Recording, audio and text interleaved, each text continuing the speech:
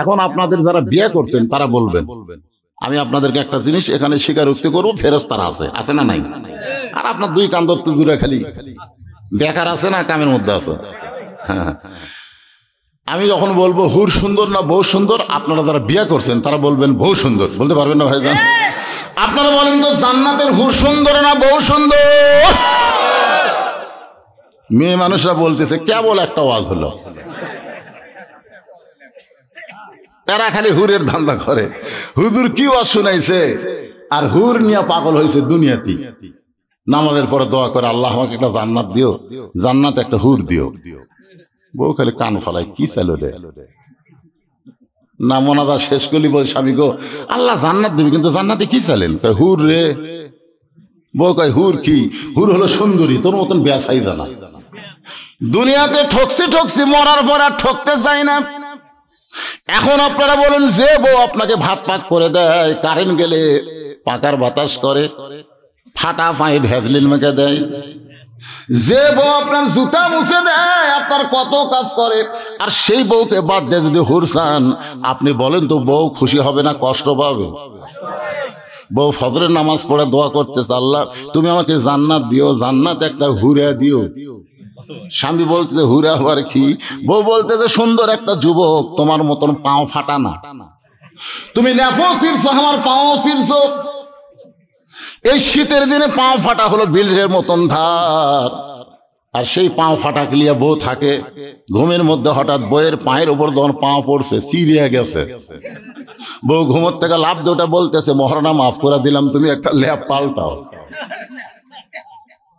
এখন বউ যদি হুরা চায়, স্বামী যদি হুর চায়, আপনারা বলেন তো গন্ডগোল হবি না শান্তি হবে? ওমর ফারুক দোয়া করে, আল্লাহ যে বউটা আমাকে কষ্ট করে রুটি হালুয়া তৈরি করে দেয়, ওই বউটাকে নিয়েই আমি জান্নাতে থাকবার চাই। দূরে দাঁড়িয়ে দাঁড়িয়ে হযরত ওমরের বিবি এই দৃশ্য দেখে আর আল্লাহর প্রশংসা করে, আল্লাহ শুধু অর্ধ পৃথিবীর খলিফা বানাওনি, একজন ভালো স্বামী হিসাবে তারে কবুল করেছ। সুবহানাল্লাহ। আমরা আজকে ভালো বক্তা হবার পারি, কিন্তু ভালো স্বামী হবার পারিনি। আমি ভালো শিক্ষক হতে পারি, কিন্তু ভালো স্বামী হতে পারিনি। সুবহানাল্লাহ কান্না কেন? নাউজুবিল্লাহ। একটু মনোযোগ দিয়ে শোনেন। ওমর ফারুক বিসমিল্লাহ বলে রুটি ছেড়ে হালুয়া যখন মুখে দিবার চাই, এমন সময় ওমর ফারুকের আদালত বলতেছে, ওমর ফারুকের আদালত, ইন্নাল্লাহা ইয়ামুরুকুম আন তুআদ্দুল আমানাতি ইলা আহলিহা ওয়া ইযা হাকামতুম বাইনান নাস আন তাহকুমু বিল আদল। জোরে কোন সুবহানাল্লাহ। আপনার কাছেই কিন্তু আপনার আদালত আছে। ওই জজ কোর্ট, হাইকোর্ট, সুপ্রিম কোর্টে যাওয়া লাগবে না। প্রত্যেকটা মানুষের কাছে তার সবচাইতে বড় আদালত আছে না নাই? জোরে কোন আছে না নাই? আজকে নেতাকেরই আদালত নাই। সবচেয়ে বড় আদালতের নাম কি? এই দুই একজন কন কেন? জোরে বলেন, নাম কি? বিবেক। এখন ছোট্ট বাচ্চা গাছে ছোড়া আম পাড়তেছে, বাগানের মালিককে আমি খাইনি, বৌসল কেউ খায়নি, আর তুই আমার গাছে আম পাড়তেছিস, তোর বাপকে যাই বিচার দে মরে। বাচ্চা খালি মুসকি মুসকি হাসে। বাগানের মালিক বলে, হাসিস কেন? বলে, আমার বাপকে কোথায় খুঁজবার যাবেন, আমার বাবাও তো আর এক গাছে চড়ছে। তাকায় দেখে ওর বাপ খেলে আম পাড়ে আর বস্তা ভরায়, গাছের নিচে বসে কান্দে আর বলে, আল্লাহ বিচার দিমো কার কাছে? বেটাও চোর, বাপও চোর। যেই দেশের বিচারকের আদালত থাকবে না, বিবেক থাকবে না, সেই দেশে জালেম গুলো জামিন পাবে, আলেম গুলো জেলখানার যাবে। ওমর ফারুকের আদালত বলতেছে, ওমর তোমার ক্ষুধা লাগছে আর তুমি খাইতেছো, কিন্তু যাকে হেফাজত নামে কারাগারে বন্দি করেছো, তারে না খাওয়া তুমি কেমনে খাও? ওমর তোমারে ক্ষুধা লাগতেছে, তুমি খাইতেছো, কিন্তু যাকে কারাগারে বন্দি করেছো, তারে না খাওয়ায়া তুমি কেমনে খাও? সুবহানাল্লাহ কবেন না? সঙ্গে সঙ্গে ওমর ফারুকের হাত থেকে রুটি পড়ে গেল, হালুয়া পড়ে গেল। ওমর ফারুক রুটি আর হালুয়া টোপলা করে ওই গভীর রাত্রে বেদুইন সাহাবীর কারাগারে গিয়া সালাম দে বলছে, ভাইজান এই দেখো তোমার জন্য রাতের খাবার। বেদুইন সাহাবী মুসকে মুসকে হাসে আর বলে, আল্লাহর কোরআন দিয়ে যখন রাষ্ট্র চলবে তখন নেতার খাওয়া না হলেও কারাগারের কয়েদি খাবার পাবে। সরলাগা এটি উমরের আইন চলতেছে না আল্লাহর আইন। বেদুইন সাহাবী কারাগারের ভিতর থেকে বলতেছে, আল্লাহর আইন যে যখন রাষ্ট্র চলবে তখন নেতা খাবার না পারলেও জেলখানার কয়েদি পর্যন্ত খাবার পাবে। ওমর ফারুক কয়েদিকে খাবার দিয়া নিজের বাড়িতে এসে বিছনায় গেলেন শোয়ার জন্যে। বউ বলে, স্বামী গো আপনি কি খাবেন না? ওমর ফারুক বলে, তুই তো আমারে খাবার দিছিলি। বউ বলে, আমি আপনারে খাবার দিয়া দূরে দাঁড়িয়ে থেকে দেখি আপনার খাবার পরে দোয়াটা আমার কলিজা শীতল করে দেয়, কিন্তু আজকে দেখলাম আপনি খাবার নিয়ে আসে খাবার খাইলেন না, ওইটা খাবার টোপলা করে যেন কাকে দিয়ে আইলেন। ওমর ফারুক বলে, বিবি রে, আমি একজনকে হেফাজতের নামে জেলখানায় বন্দি করেছি, তারে খাবার না দিয়ে আমি কেমনে খাই? আমার বিবেক যখন বলে দিল আমি নিজে না খাইয়া তার কাছে খাবার পৌঁছায় দিলাম। বিবি বলে, স্বামী গো আমার একটা চরিত্র হলো আপনাকে না খাওয়ায়া আমি কোনোদিন খাই না। প্রত্যেকটা বিবির চরিত্র, আমার মায়ের চরিত্র আমি দেখছি। আমার মায়ের, আমার বাপ না খাওয়া পর্যন্ত আমার মা কোনোদিন খায়নি। আমরা বলতাম, মা তুমি খাবা না? না না, তোর বাপ খাইনি তো, তোর বাপ না খেলে আমি কেমনে খাই? আর আমার বইয়ের চরিত্র দেখছি, না খাইয়া কোনো সময় নাই। হ্যাঁ, কি গো খাসো? কি খিদে লাগলে খাবো না মানে? আগেকার মায়েরা খাসে। ওমর ফারুকের বিবি বললেন, আমার একটা চরিত্র হলো আপনি না খাইলে আমি কোনোদিন খাই না। আজকে আমি দেখতে পাইলাম আপনি খাবার পারলেন না, তাহলে চলেন আমার খাবারটা দুইজনে খাই। রাসূল বলেছে, ইচ্ছা করলে একজনের খাবার তিনজন খাওয়া যাবে, একটু পানি বেশি খাওয়া লাগবে। সুবহানাল্লাহ খান, আপনার যদি ইচ্ছা করেন একজনের খাবার কয়জন খাওয়া যাবে? কারণ ক্ষুধা লাগলে ক্ষুধাকে আগে 3 ভাগ করবেন।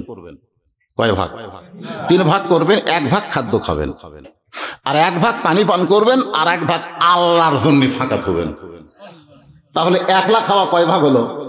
জোরে কোন কয় ভাগ হলো? ইচ্ছা করলেই পারবেন। আপনি সমানে টুটি পর্যন্ত খান, খাওয়ার পর আবার বলেন মিষ্টি খাওয়া সুন্নত, মানে আরো খাবেন। অথচ ওর পাশে একজন না খেয়ে বসে আছে, ওর দিকে একবারও খেয়াল করতেছে না। জোরে কোন কথা ঠিক কি না? বিবরের স্বামী গো চলেন আমার খাবারটা দুইজন মিলে খাই। ক্ষুধা পেটে দাওয়াত কড়াকড়ি দেওয়া লাগে না, নর্মাল দাওয়াত দিলি চলে। জোরে কোন কথা ঠিক কি না? ওমর ফারুক বিবির খাওয়াটা সামনে নিয়ে যখন দুইজন মিলে খাবার চায়, আবার দোয়া দরুদ পড়ে রুটি ছিঁড়ে যখন হালুয়া নিয়ে মুখে দিবে, এমন সময় কে যেন বলতেছে, ওমর যাকে কারাগারে বন্দি করছো সে যদি বাড়ির অভিভাবক হয়, আর অভিভাবক যদি কারাগারে বন্দি থাকে, তাহলে তার অধীনস্থ ওদের খবর না নিয়ে তুমি কেমনে খাও? আমার কথাকে বুঝতে পারলেন? যাকে কারাগারে বন্দি করছো সে যদি অভিভাবক হয়, আজকে বহু অভিভাবককে বর্তমান সরকার কারাগারে বন্দি করছে। ধরে কোন কথা ঠিক কিনা? এখন তাদের অধীনস্থদের খবর কেমনে নিবা? আমির হামজা 30 মাস জেলখানায় বন্দি ছিল। তার ছোট 2টা মেয়ে আছে, তার খুব ছোট। তার বউটা কেমন থাকলো, আমরা বক্তারা যদি খবর না নিতাম, মাসে মাসে যদি চালান না দিতাম, তাহলে আমির হামজার অবস্থাটা কি হতো? সব মিডিয়ার মধ্যে চলে যাচ্ছে। তোর এখন কথা ঠিক কিনা? তার মানে বোঝা গেল জেলখানায় বন্দি থাকলে তাকে খাবার দিলে তার অধীনস্থ দের খাবার না দিয়া তুমি কেমনে খাও? ওমর ফারুকের হাত কাঁপতে কাঁপতে রুটি আর হালুয়া যখন পড়ে যায়, বউটা বলে, কে গো স্বামী আমার খাওয়াও আপনি কেন খাইলেন না? ওমর বলে, বিবি রে, যাকে কারাগারে বন্দি করছি তার বাড়ির খবর না নিয়ে আমি কেমনে খাই? সঙ্গে সঙ্গে বিবির খাবার টোপলা বাঁধে বলতেছে, আমারও খাওয়ার দরকার নাই, আপনিও যখন খাবেন না তাহলে সমস্ত খাবার যাকে বন্দি করেছেন তার পরিবারের কাছে দিয়ে আসেন। সুবহানাল্লাহ বলেন। আল্লাহর কোরআন দিয়ে যখন রাষ্ট্র চলবে তখন অমুতিমুল জাইয়ান, ক্ষুধার থেকে অন্ন দেওয়া একটা নেতার দায়িত্ব হবে। জোরে কোন কথা ঠিক কিনা? ওমর ফারুক কি বলেছেন? ফোরাতের কোলে একটা কুত্তাও যদি না খায় মরে, একটা কুকুর যদি না খায় মরে, হাসরের ময়দানে আল্লাহ ওমরকে ছাড়বে না। ওমরকে ছাড়বে? কি আদালত! সুবহানাল্লাহ। আজকে আমাদের নেতারা পেয়ার দিয়ে মোটা করতেছে ভাই। একটু মনোযোগ দিবেন। ওমর ফারুক বউটাও পাইছে, মাশাআল্লাহ কোন কি বলতেছে, যাকে বন্দি করছেন তাহলে স্বামীর প্রতি অগাধ বিশ্বাস আছে না নাই? আপনারা বলেন তো, পুরুষ মানুষ বাড়িতে আছে, স্বামী কোথায়? জেলখানায়। তাহলে তার পরিবারের কাছে খাবার দিয়ে আসেন। তাহলে বইয়ের বিশ্বাস স্বামীর উপর কম না বেশি? জোরে কোন, কম না বেশি? ওমর ফারুক এই খাবার টোপলাটা নিয়ে বেদিন সাহাবী এলাকার মধ্যে ঢুকলেন। গভীর রাত্রে ঢোকার পরে শুনতে পান একটা ছোট্ট বাচ্চা বাবা বাবা বলে কাঁদতেছে। বাবা গো, ওই যে সকালবেলা আপনি বাড়ি থেকে বের হয়ে গেলেন, এত রাত হয়ে গেল এখনো বাড়িতে আসলেন না। আপনি কি জানেন না বাবা, আপনাকে ছাড়া আমি খাইও না, আপনার ছাড়া কোনোদিন আমি ঘুমাই না। ওমর ফারুক বুঝতে পারলেন যাকে কারাগারে বন্দি করছে সেই হয়তো এই সন্তানের বাপ হবে। সুবহানাল্লাহ কোন। ওমর ফারুক ওই বাচ্চাটার সামনে এসে বললেন, বাবা তোমার বাবা হয়তো কোনো কাজে আজকে আটকে গেছে, আজকে তোমার কাছে আসতে পারে নাই। আমি তোমার বাবার দরদ নিয়ে আমি তোমার কাছে খাবার নিয়ে এসেছি বাজান, এই খাবার নিয়ে যায় তুমি সহ তোমার মা খাও। সঙ্গে সঙ্গে ছোট বাচ্চা বলতেছে, রে নিশিরাতের পথিক, তুমি কি আল্লাহর কোরআন পড়ো না? ধরে কোন সুবহানাল্লাহ। একটা ছোট্ট বাচ্চা ওমরকে বলতেছে, এ নিশিরাতের পথিক, এই তুমি কি আল্লাহর কোরআন পড়ো না? ওমর শুন করছে, ওরে বাবা রে, এ বিচ্ছু রে। সুবহানাল্লাহ খান। একটা 6-7 বছরের বাচ্চা ওমরকে বলতেছে তুমি কি আল্লাহর কোরআন পড়ো না? তার মানে বোঝা গেল আল্লাহর কোরআন দিয়ে যখন রাষ্ট্র চলবে, মুসলমান যারা দাবি করবে তাদের প্রত্যেককে হাতে হাতে কোরআন তুলে দিতে হবে। জোরে কর কথা ঠিক কি না? এই কোরআনের সূরা মুলুক যখন পড়বে তখন বুঝবে রাজনীতি কারে কয়। আমার সঙ্গে দুটো আয়াত পড়েন। তাবারাকাল্লাযী, পড়েন তাবারাকাল্লাযী বিয়াদিহিল মুলক ওয়া হুয়া আলা কুল্লি শাইইন কাদির আল্লাযী খালাকাল মাউতা ওয়াল হায়াতা লিয়াবলুয়াকুম আইয়ুকুম আহসানু আমালান ওয়া হুয়াল আজিজুল গফুর। ছোট্ট বাচ্চা বলে, পথিক তুমি কি আল্লাহর কোরআন পড়ো নাই? আল্লাহ কোরআন কারীমের মধ্যে বলেছেন, ওয়াকাযা রাব্বুকা আল্লা তা'বুদু ইল্লা ইয়াহু ওয়া বিল ওয়ালিদাইনি ইহসানা। ওমরকে বলতেছে ছোট বাচ্চা, তুমি কি আল্লাহর কোরআন পড়ো নি? আল্লাহ কোরআন বলেছেন আল্লাহর পরেই হলো বাপ মা। বলে কেন সুবহানাল্লাহ। আল্লাহর পরে কে? এ কথা কন না কেন, আল্লাহর পরে কে? তাহলে আমার বাবা জীবিত থাকতে তুমি আমার বাবার দরদ দিয়ে আমাকে খাবার দিবার চাও? শুনে নাও পথিক, আমার বাবা ছাড়া দুনিয়ার অন্য কাউরে আমি বাবা মানি না। মানে দয়াল বাবা, কেবলা কাবা, এগুলো একটাও মানি। আজকে আমাদের বাবা কম না বেশি? আমার দয়াল বাবা কেবলা কাবা, আয়না কারিগর আয়না বসাইয়া দিছে কলবের ভিতর। বাবার দরবারে কেউ ফিরে না খালি হাতে, এরকম আছে না নাই? আমার দয়াল বাবার দরবারেতে কেউ ফিরে না। শালি বাবা, কেল্লা বাবা, কানা বাবা, ন্যাংটা বাবা। আপনারা বলেন তো, বাবা বেশি হওয়া সন্তান বৈধ না অবৈধ? কেউ যদি বলে আমার 2 বাপ রে, তাহলে বুঝবেন ওর জন্মে ভেজাল আছে। তাহলে বাবা কয়জন? আয়াতের মধ্যে আল্লাহ বলতেছেন, ওয়াকাযা রাব্বুকা আল্লা তা'বুদু ইল্লা ইয়াহু ওয়া বিল ওয়ালিদাইনি ইহসানা। ওমরের চোখ দিয়ে দরদর করে পানি পড়তেছে। কোরআন দিয়ে যখন রাষ্ট্র চলবে, একটা ছোট্ট বাচ্চার কাছেও একটা খলিফা ধরা পড়ে যাবে। সুবহানাল্লাহ। ওমর ফারুক বললেন, বাবা তাহলে তুমি আমার কান্দে চড়ো। হযরত ওমর ছোট বাচ্চাকে কান্দে করে নিয়ে জেলখানার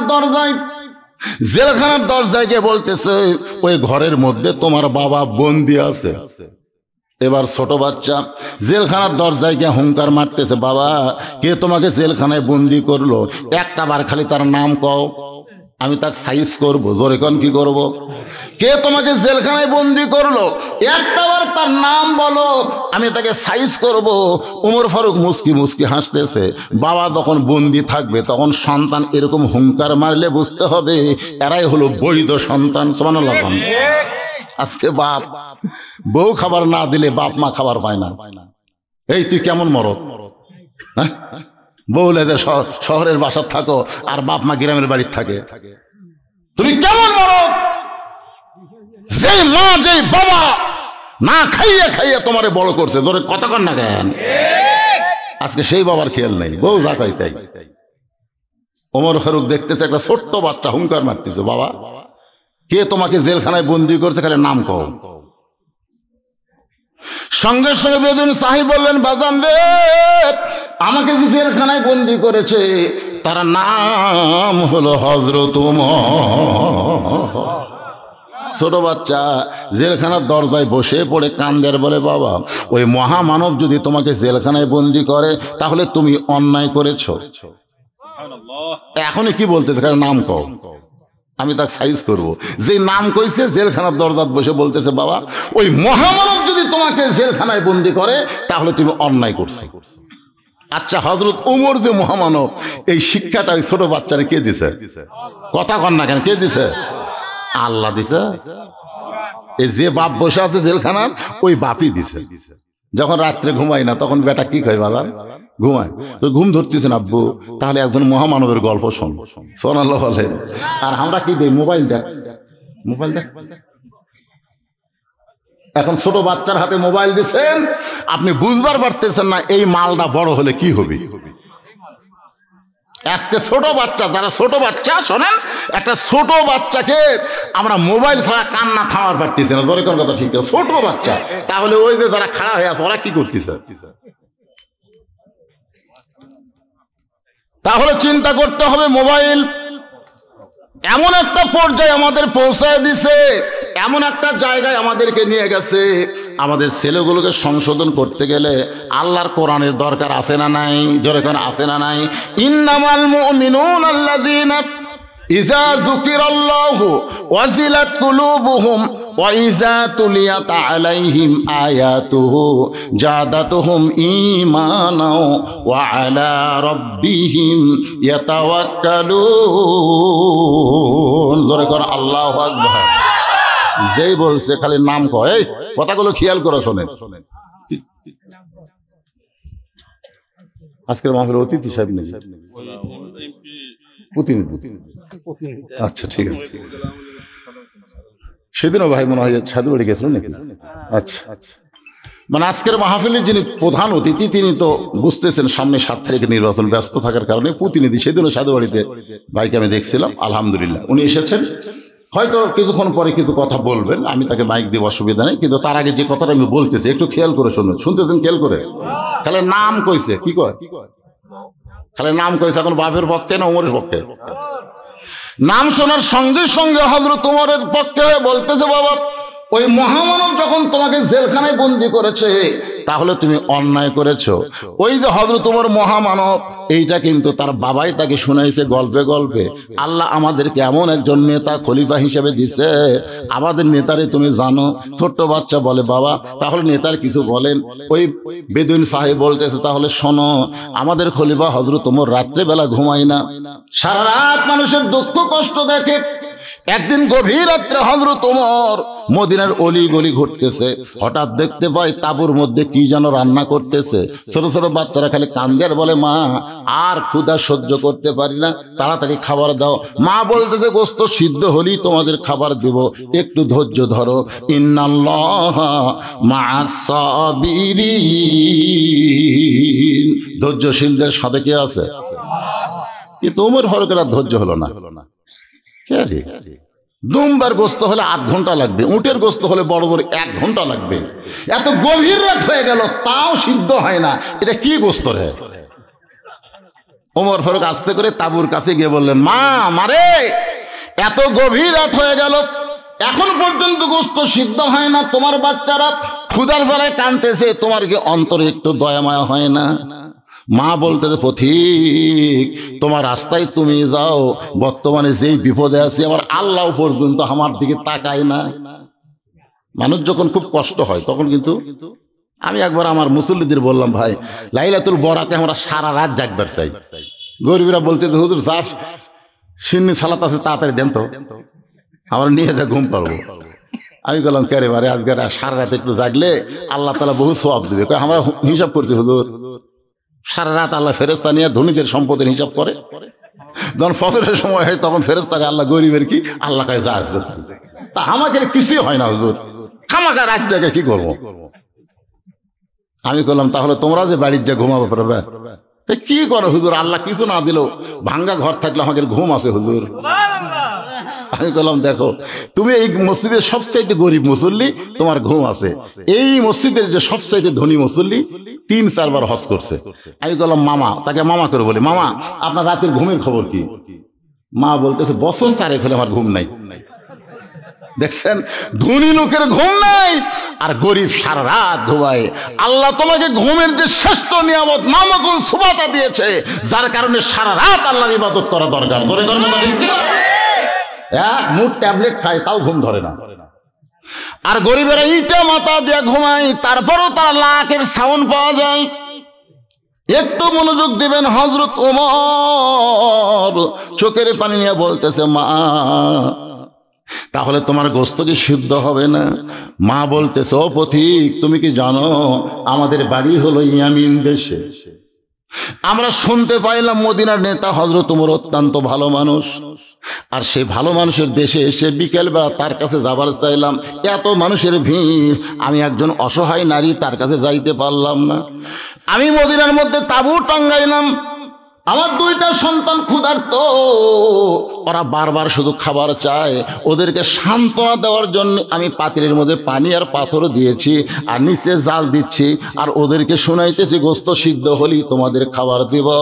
আমার গোস্ত সিদ্ধ হওয়ার আগে ওরা যদি ঘুমায় যায়, শুধু সান্ত্বনা স্বরূপ গোস্ত সিদ্ধ করতেছে, আসলে গোস্ত না পানি আর পাথর। কিন্তু আমার সন্তানদেরকে এত ক্ষুধা লাগছে, ওরা কান্না থামাবার পারতেছে না। আমার মনে হয় আগামীকাল উমরের দরবারে আমার জেতা সন্তানকে আমি নিয়ে যাওয়ার পারবো। সঙ্গে সঙ্গে হযরত ওমর বললেন মা একটু ধৈর্য ধরো মা।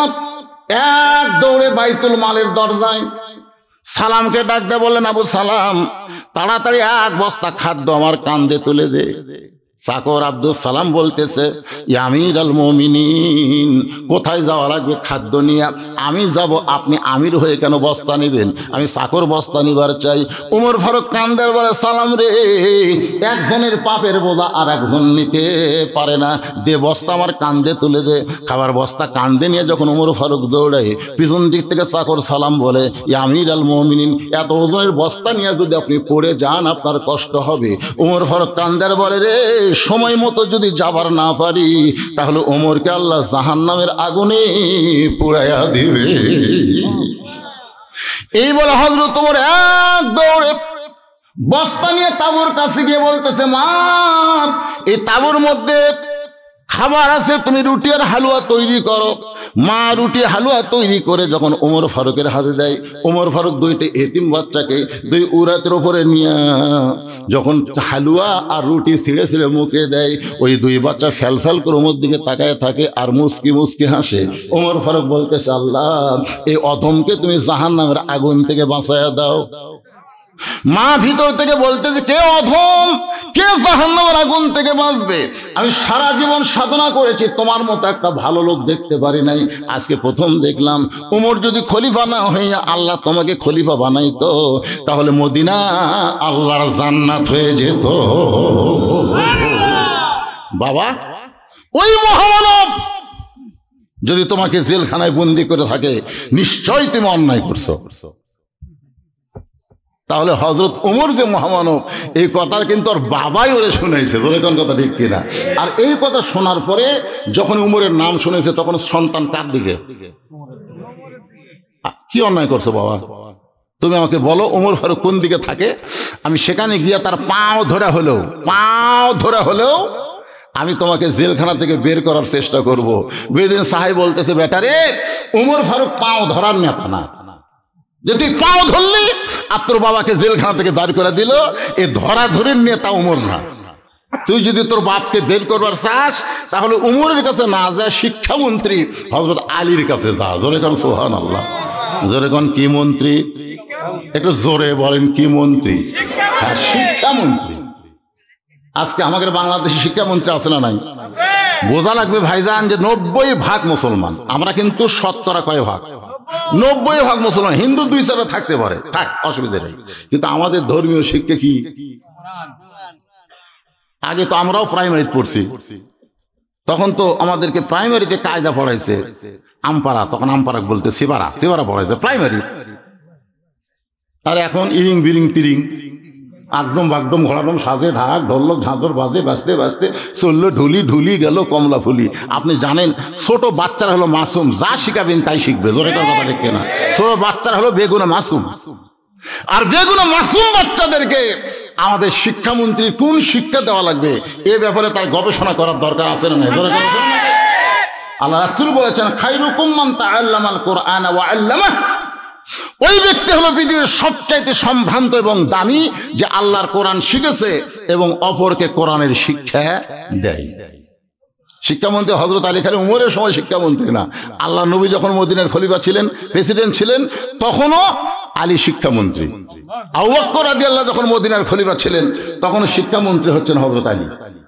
উমর যখন মদিনার খলিফা, তখন শিক্ষামন্ত্রী আর পাল্টায়নি। কি জন্য পাল্টায়নি? কারণ রাসূল বলেছে, আনা মাদিনাতুল ইলম ওয়া আলী ও বাবুহা। আমি হচ্ছে ইলমের শহর, আলী হচ্ছে তার দরওয়াজা। জোরে কোন সুবহানাল্লাহ। শিক্ষামন্ত্রীর মধ্যে কি শিক্ষা আছে?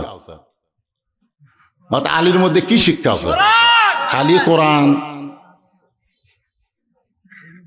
আপনারা হয়তো আলীর জীবনে পড়েন, যতগুলো মসলা ফিকার বিষয়ে যতগুলো কথা আমরা পাই সব হযরত আলীর কাছ থেকে। জোরে কোন সুবহানাল্লাহ। একবার হযরত ওমর তো জেরুজালেমে গেছিল উটের পিঠে চড়ে, কিন্তু মাঝ রাস্তায় গিয়ে রাখালকে বলতে, এখন তুই উটের পিঠে চড়, আমি রশি ধরি। রাখাল বলতে, আমির আল মুমিনিন কোন কি, আমি উটের পিঠে আর আপনি রশি ধরবেন, এটা সম্ভব?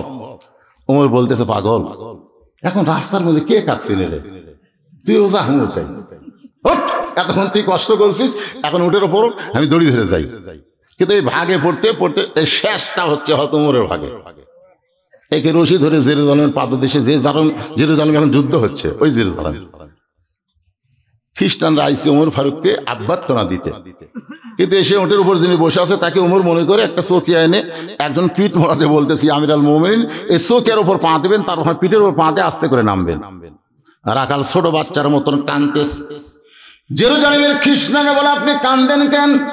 রাখাল বলে, ও জেরুজালেমের লোকেরা, তোমরা হযরত ওমরকে চেনো না, আমাকে ওমর মনে করে তোমরা সম্মান করতেছ, অত রশি ধরে জমিনে যিনি দাঁড়ায়া তিনি হলেন হযরত ওমর। জেরুজালেমের খ্রিস্টানরা বলে, কেমনে হয়, এটা কেমনে হয়? রাখাল চিল্লায় বলে, আল্লাহর কুরআন অনুযায়ী যখন মানুষ চলবে তখন এমন সমাজ মুসলমানেরা দেখতে পাবে।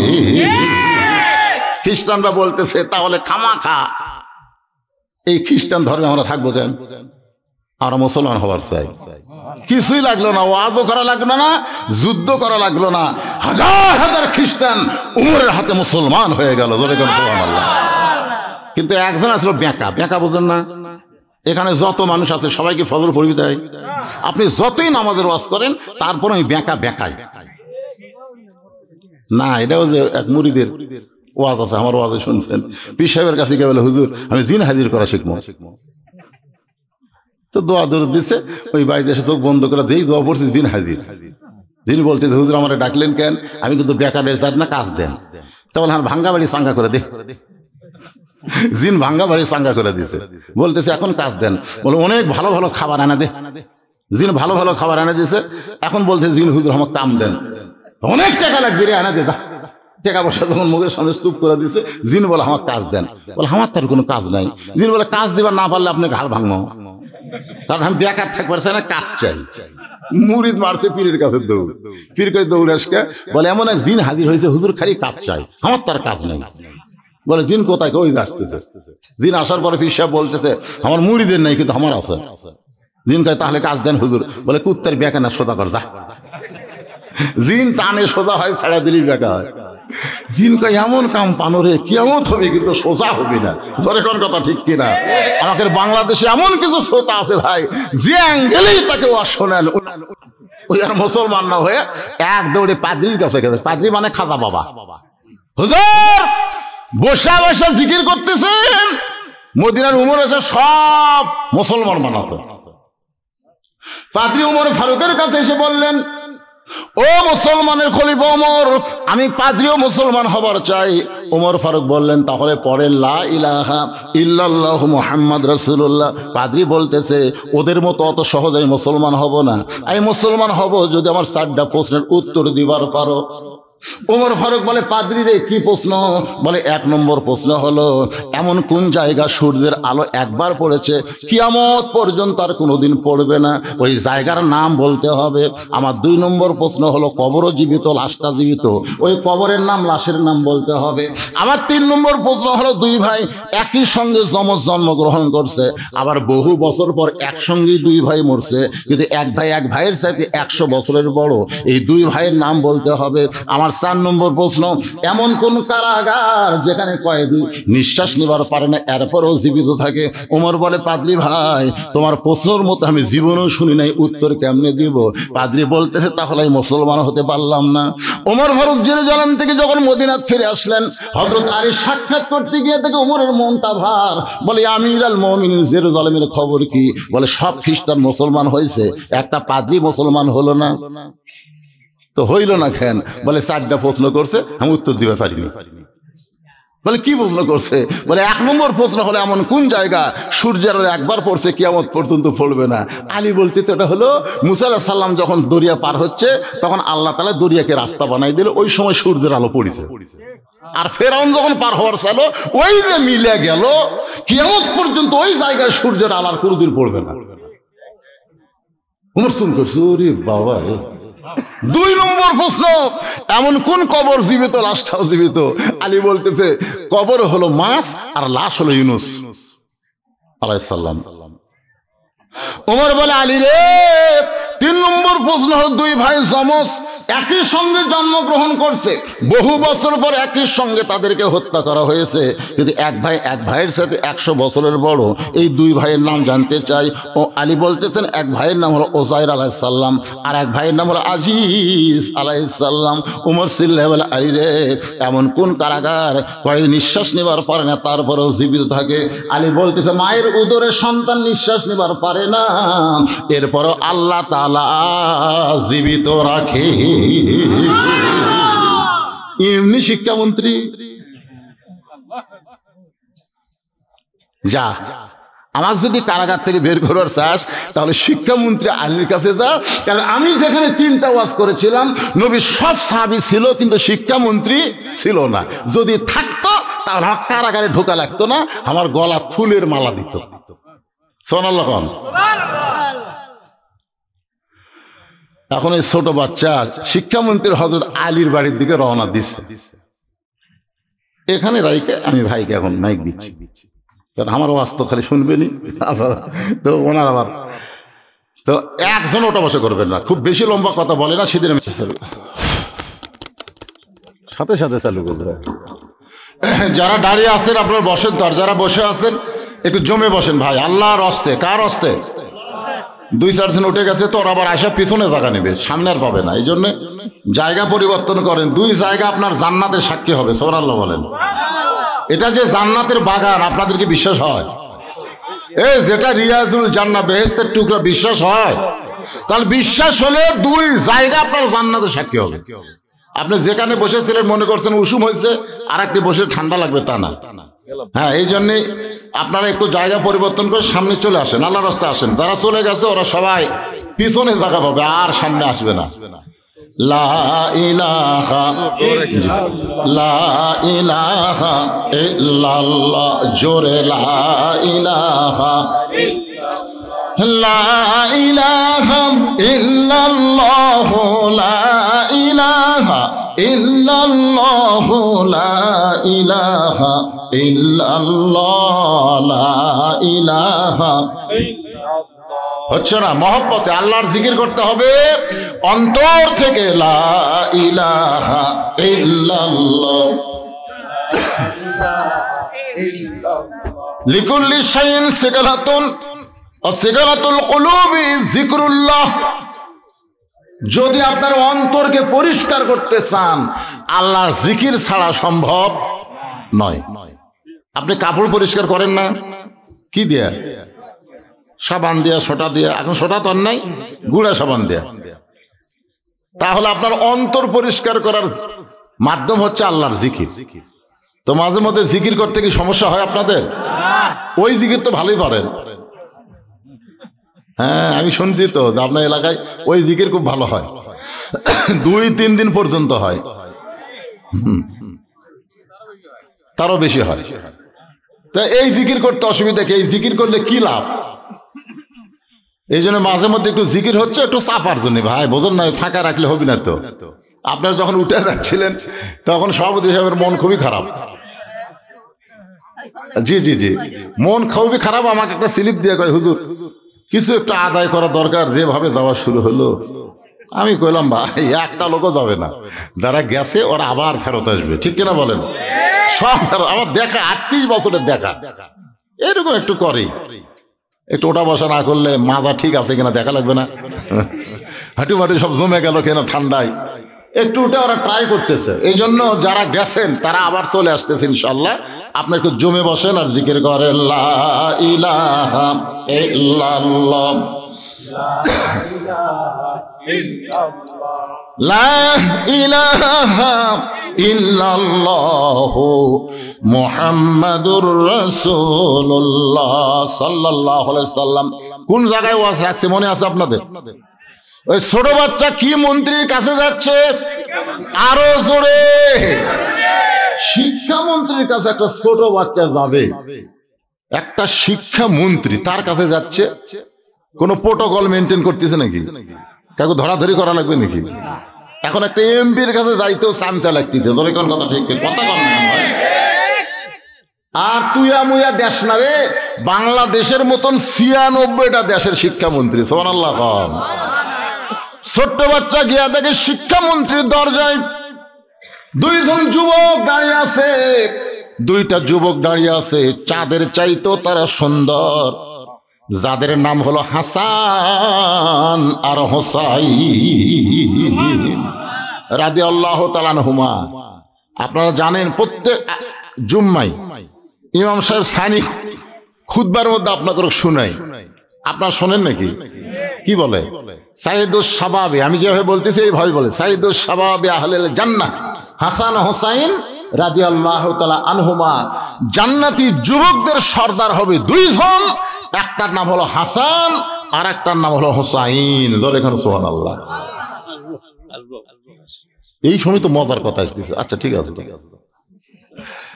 না না যাবি কেন? যাই তাই যাব না, যাচ্ছে একটু সুযোগ পেলে আমিও যেতেন, আমার তো সুযোগ নাই।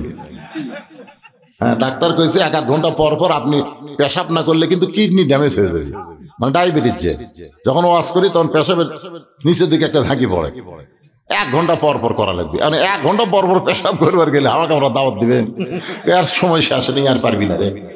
ওয়াজ করতে করতে পেশাব করবার যাও, আমারও পেশাব লাগে কিন্তু আমি যাই না। কিন্তু আপনাদের লাগলে আপনারা থাকেন না, যেরকম সভাপতি থাকলো না, আপনারা উঠে চলে যান, সুযোগ আছে। অনুনাজ্জিলু মিনাল কুরআনি মা হুয়া শিফাউ ওয়া রাহমাতুল লিল মুমিনিন। এই আয়াতকে আপনারা বিশ্বাস করেন? মুমিনদের যাবতীয় রোগের ঔষধ হিসাবে আল্লাহ তাআলা এই কোরআনকে নাজিল করেছে। সুবহানাল্লাহ বলেন। যত প্রকার রোগ হোক, সমস্ত রোগের ঔষধ হচ্ছে আল্লাহর কোরআন। এজন্য একটা স্লোগান আছে আমাদের বাংলাদেশে, সবাই দেয় না, মাঝে মধ্যে 2-1 দল দেয়। আমি কি দিব? আমি যে বলবো সব সমস্যার সমাধান আপনার বলবেন দিতে পারে আল কোরআন। বলতে পারবেন? সব সমস্যার সমাধান আল কোরআনের আলো। কোরআন হাদিস যেখানে, দুনিয়ার মুসলমান লিল্লাহি তাকবীর। দেখেন এক তকবীরে রাত ঘড়ির দিকে তাকা দেখেন 11টা বাজছে, কিন্তু আপনাকে সাইজ মনে হয় কেবল 8টা বাজলো।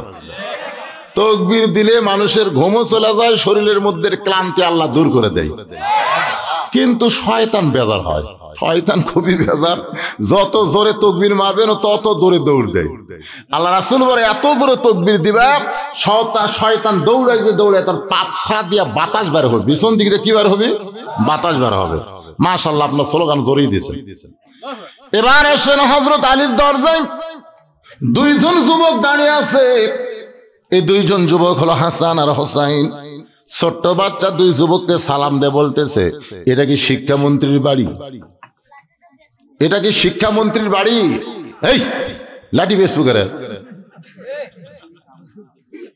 এটা কার লাঠি? ওই বেশ চাই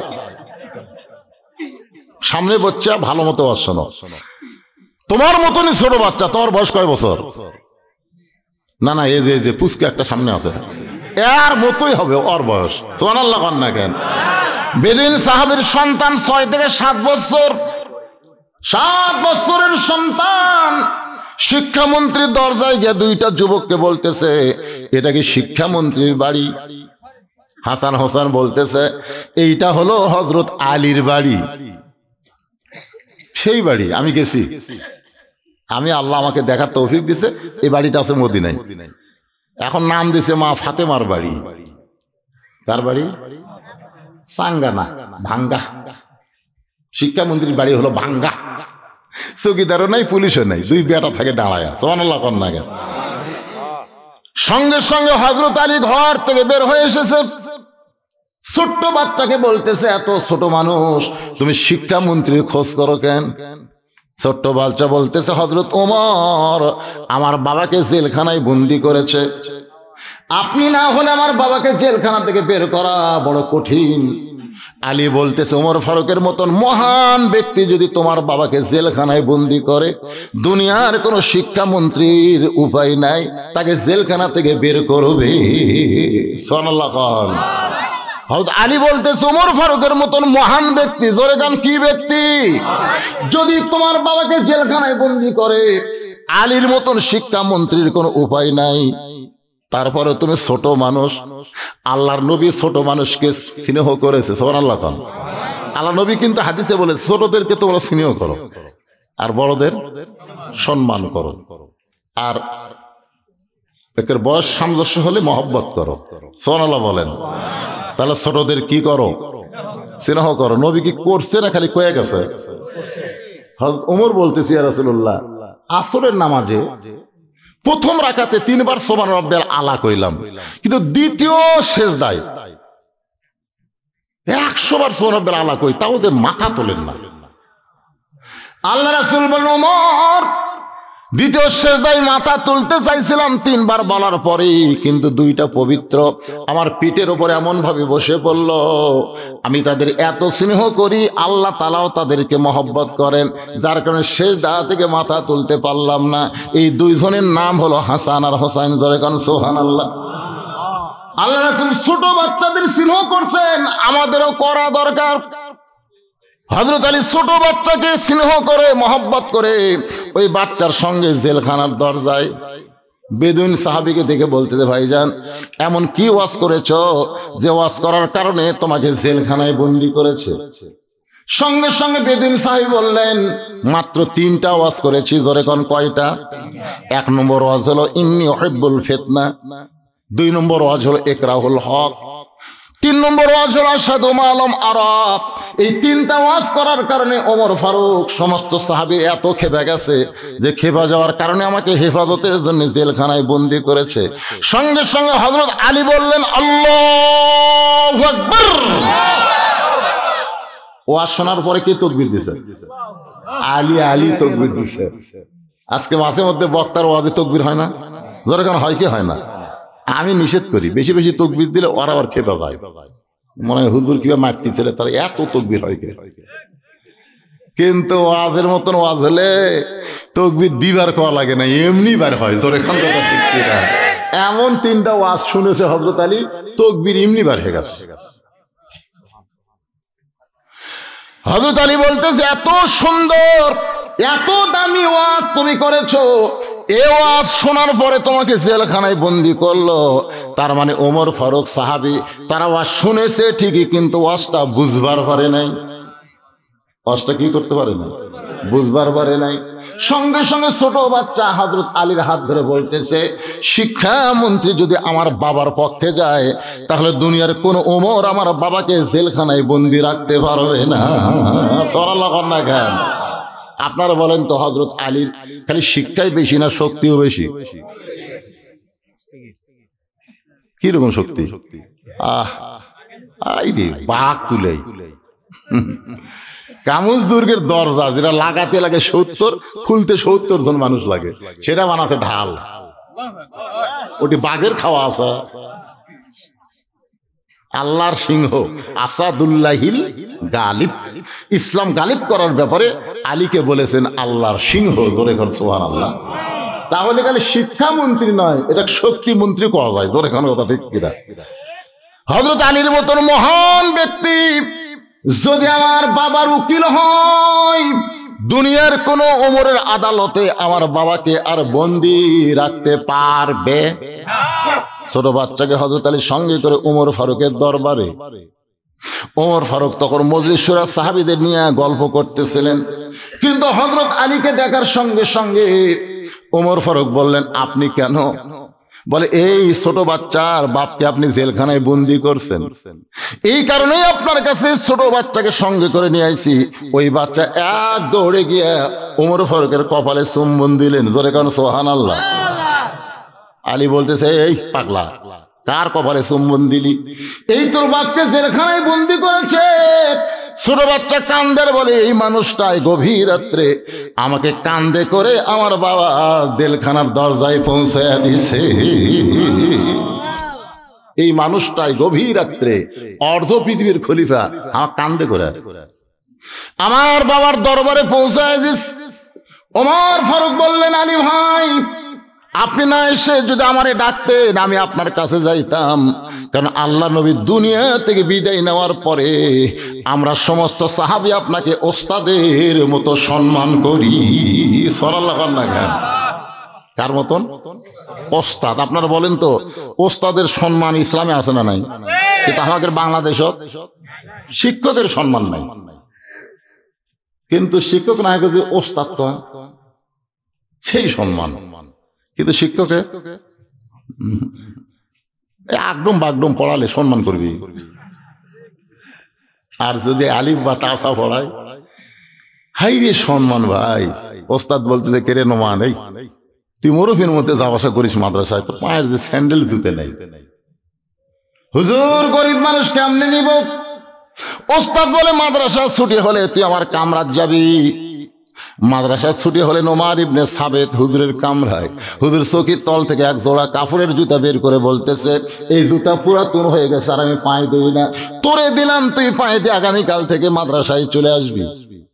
নোমান ইবনে সাবেত হুজুরের কাপড়ের জোড়া জুতা নিয়ে বাড়ির দিকে যায় আর চিন্তা করে, যেই জুতা হুজুর পায়ে দিছে সেই জুতা আমি যদি পায়ে দেই তাহলে ওস্তাদের অসম্মান হবে। বাড়িতে নিয়ে যায়, জুতা পরিষ্কার করার পরে ওই জুতার কাপড় খুলে নোমান ইবনে সাবেত মাথার টুপি বানাইছে। কি বানাইছে?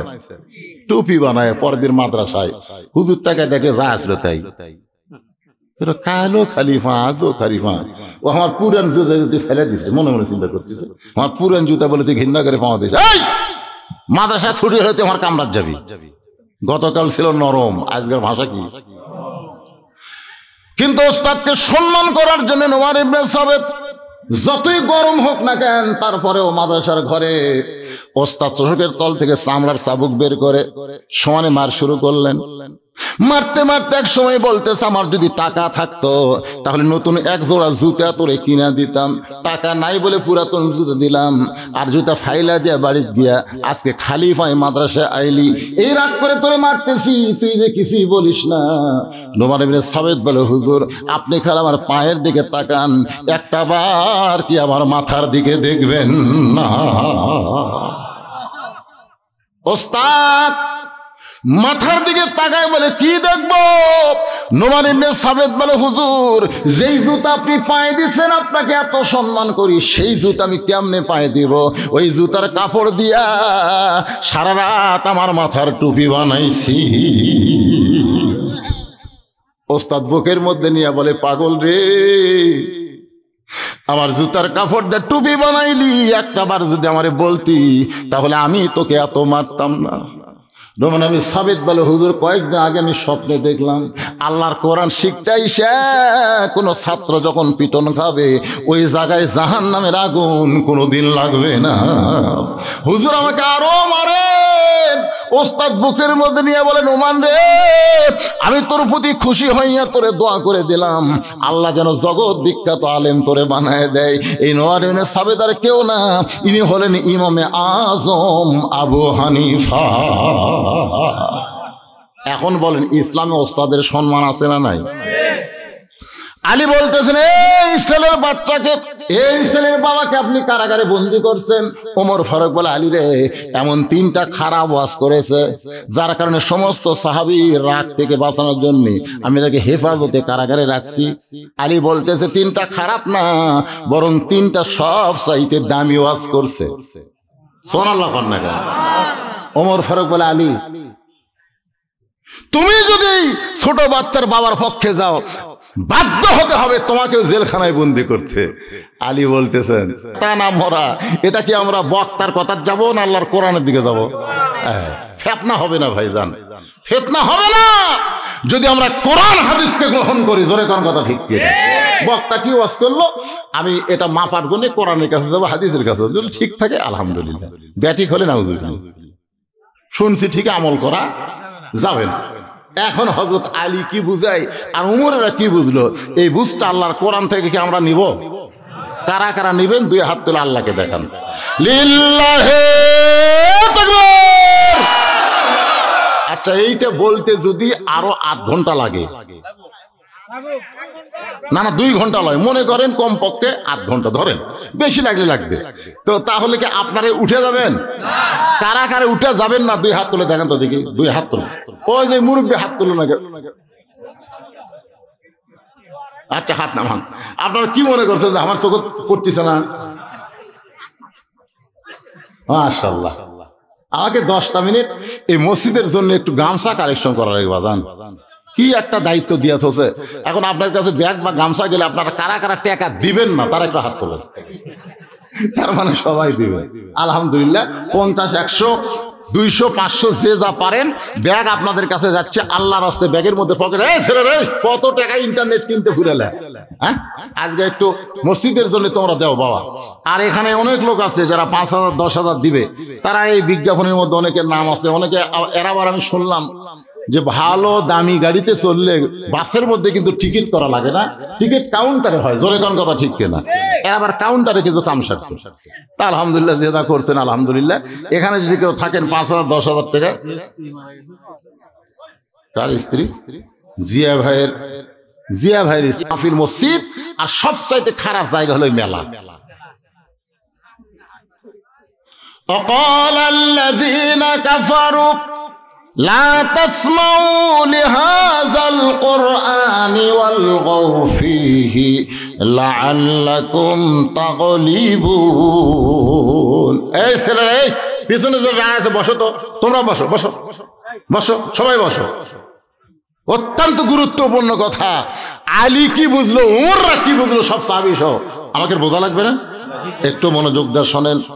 ওমর ফারুক বলেন, আলী ভাই, যাকে কারাগারে বন্দী করা হয়েছে তার 1 নম্বর ওয়াজ হলো ইন্নী উহিব্বুল ফিতনা, আমি ফিতনাকে মহব্বত করি। আল্লাহ রাসূল বলেছেন, আল ফিতনা তো আশাদ্দু মিনাল কতল, ফিতনা হলো কতলের চাইতে মারাত্মক। অন্য হাদিস আছে, আল ফিতনা তো আশাদ্দু মিনাল জিনা, ফিতনা হলো জিনার চাইতে শক্ত গুনাহ। আর এই লোকটা কইছে আমি ফিতনাকে মহব্বত করি। এখন আলী তুমি বলো, ফিতনাকে মহব্বত করে মুসলমান করতে পারে? আলী বলতেছে, ওই বেদুইন সাহাবী নিজের কথা বলেনি, আল্লাহর কথা কইছে। নিজের কথা কয়নি না, নিজের কথা বলবে কেন? আল্লাহ বলেছে, ইন্নামা আমওয়ালুকুম ওয়াউলাদুকুম ফিতনা, নিশ্চয় তোমাদের সম্পদ আর সন্তান তোমাদের জন্য ফিতনা। আপনারা বলেন তো, সন্তান আর সম্পদকে কারা কারা ভালোবাসেন না? কথা কয় না। সন্তান আর সম্পদকে আমরা ফিতনা জানার পরেও মহব্বত করি, এত মহব্বত করি। জোহরের নামাজের সময় আমি বলি না সব মসজিদে যাই, কিন্তু দুপুরের খাবারের সময় আমি ডাকি, আয় বাবা আয়, ডাকে না, বাবু আসো আসো ভাত খাই। ফেরেশতা কয়, আল্লাহ এই শয়তান নামাজ পড়ার সময় বেটাকে ডাক দিল না, খাওয়ার সময় ডাকতেছে। তখন আল্লাহ বলতেছে, বেয়ানামাজি বেটাকে যে বাপ সঙ্গে করে লিয়া খায়, ওই বাপের উপর অর্ডার করা হয়েছে 7 বছর থেকে নামাজের তালিম দাও, আর 10 বছর থেকে জোর করে নামাজ ধরাও। আনফুসাকুম আহলিকুম নারা, জাহান্নামের আগুন থেকে বাঁচতে গেলে বাবা তোমার একলা বাঁচা হবে না, তোমার আইডিয়া লিয়ে বাঁচা লাগবে। জোরে কোন কথা ঠিক না? আইডিয়া আইডিয়া 3টা পর্যন্ত আর্জেন্টিনার খেলা দেখে, আর ফজরে আজান শোনার সময় ঘুমা যায়, এমন ভাবে ঘুমায় একটা কুকুর হয়ে ঘুমায়। আজান শরীফ না দেখে কম্বল মাথার উপর তুলে দিছে, পা টেনে বুকের কাছে থসে। আপনি বাইরে থেকে মনে করবেন চাউলের বস্তা ঢাকা থসে, কিন্তু ওর মধ্যে আইডিয়া শুয়ে আছে। তোর এখানে কি শুয়ে আছে? আইডিয়া। এখন বাবা আস্তে আস্তে কম্বলের কাছে গেছে, কি রে এই কম্বলের মধ্যে আর বেটা থাকে তো দেখা যায় না কে? আসে কম্বল টান দিয়ে 3 বার আফসোস, বেটা কয় আব্বা করতেছেন, তার মানে ল্যাপের মধ্যে তোর সাইজ আর সাইড থেকে কুত্তের সাইজ একই সাইজ। তা আপনার বেটা ফজরে আজান শুনে মানুষের আমল করতেছে না কুত্তার আমল করতেছে, আপনার দেখার দরকার আছে না নাই? যদি না দেখেন, ওই সন্তানের কারণে আপনাকে জাহান্নামে যাওয়া লাগবে, ওই সন্তানের কারণে। আজকে আপনার মেয়েটা কি করতেছে? সরকার বয়স দিয়েছে 18 আগে বিয়ে দিলে আপনি কেসত পড়ে যাবেন, কিন্তু 18 বছর পর্যন্ত আপনার দায়িত্ব বাজান, বিয়ে দেওয়ার পরে স্বামীর দায়িত্ব। তাহলে বাবা হিসেবে আপনার মেয়ের দিকে লক্ষ্য করবেন না? কথা কর, লক্ষ্য করবেন না? আপনার মেয়েটা কি হচ্ছে? ফাতেমা হচ্ছে না পরিমণি হচ্ছে? পরিমণি। এক পরিমণি লক্ষ লক্ষ ছেলেদের যৌবন নষ্ট করে দিয়েছে, যৌবন। আয় হায়, জানলা দরজা বন্ধ করে ঘরে ঘুমাই, কিন্তু পরিমণি স্বপ্নে যে কোন দিক দিয়ে ঢোকে ভাই। বেপরদা নারী যারা যুবকদের যৌবন নষ্ট করে, তারা বেপরদা নারী যারা, এই দুনিয়ার সবচাইতে বিপদ তারা। আপনার মেয়ের কারণে যুবকগুলো নষ্ট হোক, বাবা হিসাব আপনার চাওয়া চলবে না। এই জন্য বুঝতে হবে, সন্তান হলো বিপদের কারণ, ফিতনা। যদি তাকে সুন্দরভাবে মানুষ করা না যায়, ধরে কোন কথা ঠিক কি না? আর একটা হলো সম্পদ।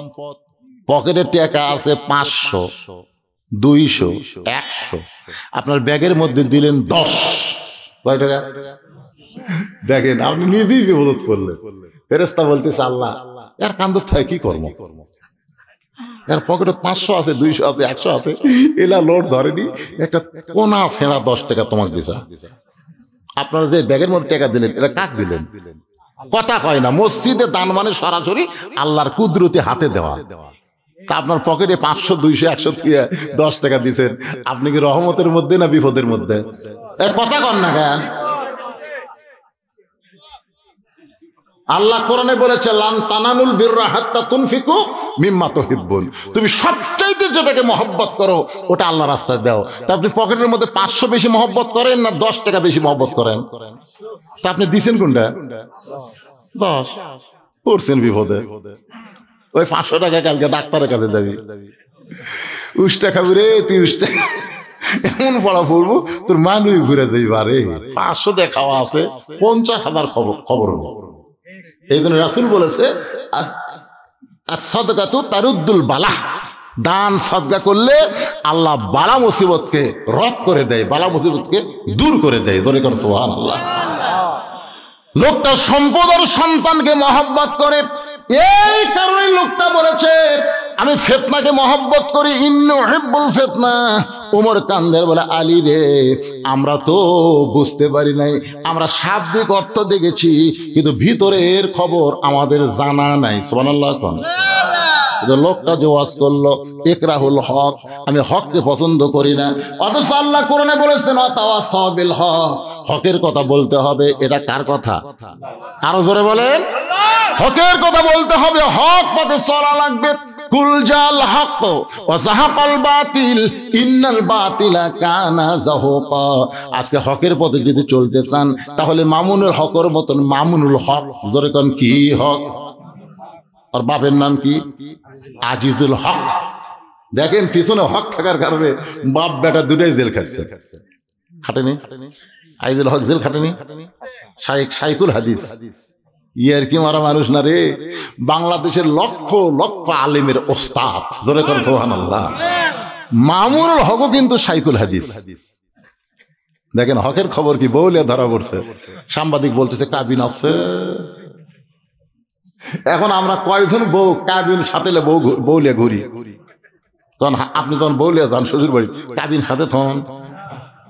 আর বিশ্বাস করেন ভাই, আমার বিয়ের কাবিনই নেই, ওই সময় কাবিনই ছিল না, বিশ্বাসের উপর বিয়া হচ্ছে। আমার শ্বশুর কোনোদিনও কয়নি যে আমার বেটিকে ছাড়িয়ে দিবি, এ চিন্তা মাথাতে আনেনি। আর আমিও কোনোদিন আনি না, এই কারণে আমি একটা কালো মানুষ, ফর্সা বউবাজি ভাই। এই মেয়ে যে কালো বিয়ে করলো এই চিন্তা করে ছাড়ার চিন্তা আমার। আর এখনকার বাপ মা বিয়ে দেওয়ার সময় সন্দেহ করে যদি ছাড়িয়ে দেয়, এই জন্য বিয়ার আগে কাবিন করে, ধরে কোন ঠিক কিনা ভাই? আর সেই কাবিন সাংবাদিক বলতেছে আপনার কাবিন আছে। আর শাকিব খান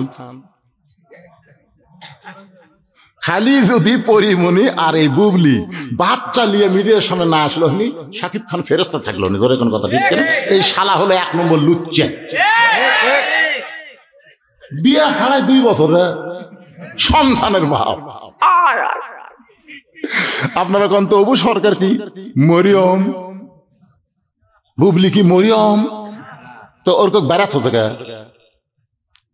ওই বেড়া রাখছে কেন সরকার? এই শালা শাকিব খানকে জেলখানায় পড়া দরকার, কিন্তু বাতিল। বাতিলের কোনো অসুবিধা নাই, কিন্তু হক হলি বিপদ।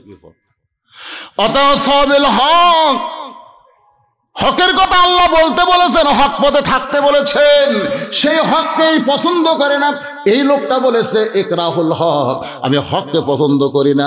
ওমর ফারুক বলে আলী রে, এইটা তুমি কেমনে বোঝাবা? আলী বলতেছেন সাকারাতুল মাউত হক, প্রত্যেকটা মানুষের জীবনে মৃত্যু হক, এরপরে এই মৃত্যুটারে কেউ পছন্দ করে না। আপনারা বলেন, আপনারা কি মৃত্যু পছন্দ করেন? একজনও করে না। মৃত্যুর চাইতে সত্য কি আছে কোন? একটা হিন্দু পর্যন্ত বিশ্বাস করে মরা লাগবে। মুসলমান তো দূরের কথা, একটা খ্রিস্টান, ইহুদির বাচ্চারা যারা ফিলিস্তিনের, যারা আপনার জেরুজালেমে বাইতুল আকসাকে ধ্বংস করার জন্য যারা মুসলমানকে হত্যা করতেছে, ওরাও বিশ্বাস করে মরা লাগবে। আজকে দেখলাম আল্লাহ হামাসের প্রতি এমন রহম করতেছে, বুঝলেন? ওরকে ট্যাঙ্ক খালি উড়ে উড়ে যাচ্ছে। বিশ্বাস করেন আল্লাহ তাআলা একদিন গোটা পৃথিবী মুসলমানের দখলে দিয়ে দিবে, দিয়ে দিবে, রাসূলই বলে গেছে। আজকে সেই হামাসের বিরুদ্ধে কিছু কিছু লোক বলতেছে আকীদা ঠিক নেই। একেবারে মিডিয়াতে আমরা দেখতেছি, তার মধ্যে একটা হলো ডক্টর মুজাফফর বিন মহসিন, এই শালা বলতেছে আকীদা ঠিক নেই। এই জীবনে কাউরে পছন্দ করে না, এই তোহা আদনানের বিরুদ্ধে লাগছে, জোরে কোন কথা ঠিক কিনা? এখন চিন্তা করেন, ফিলিস্তিনকে হত্যা করতেছে, তারপরও আকীদা খুঁজতেছে। আকীদা একটু মনোযোগ দিয়ে শুনবেন। মৃত্যুকে সবাই বিশ্বাস করে, এরপরে মৃত্যুরে কেউ পছন্দ করে না। আমার মা মৃত্যুর আগে আমাকে বলল, বাবা তুই কি আমার চিকিৎসা করবি না? আমি যদি মরে যাই তাহলে তোর জন্য দোয়া কে করবে? সঙ্গে সঙ্গে মাকে অ্যাম্বুলেন্স করে হাসপাতাল নিয়ে গেলাম। ডাক্তার বলতেছে এই রোগী হাসপাতাল গ্রহণ করা হবে না, কারণ মরার দ্বার প্রান্তে পৌঁছে গেছে। হুজুর আপনি কি আলেম হইয়া বোঝেন না? আইসিউর মধ্যে রাখলে প্রতি ঘন্টায় 2000 করে টাকা দেওয়া লাগবে। হুজুর আপনি কিন্তু কাছে থাকতে পারবেন না, 2টা ডাক্তার থাকবে নাফাক অবস্থায়। ডাক্তাররা পাখি থাকে না, নামাজি পড়ে না, শালারা না পাক। তা আপনি কি চান আপনার মায়ের কাছে নাপাক দুইজন ব্যক্তি থাক? বাঁচবেই না তো, আইসিতে ঢুকাইলে কোনো মানুষ আর জীবিত অবস্থায় ফেরত আসে না। একটাই আসছিল, তার নাম হলো ওবায়দুল কাদের, ধরেন তার নাম কি, ওই আইসিওর থেকে ফিরে আসে ওর সব বসান হতে ভাই, ওই ভাঙ্গা কোমর লেখালে খেলবার চাই ধরে